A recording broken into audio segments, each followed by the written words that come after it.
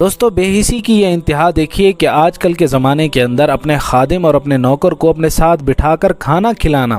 اس کو عیب سمجھا جاتا ہے،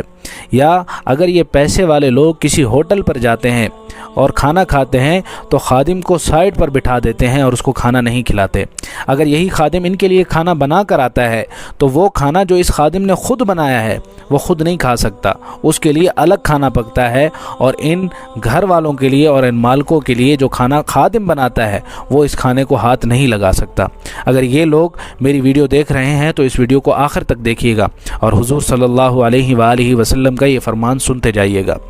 رسول اللہ صلی اللہ علیہ وآلہ وسلم کا فرمان ہے، اگر تم میں سے کسی کا خادم پکانے کی گرمی اور دھوئیں کی تکلیف اٹھا کر کھانا تمہارے پاس لے کر آئے تو مالک کو چاہیے کہ اس خادم کو بھی اپنے کھانے کے اندر ساتھ بٹھا لے۔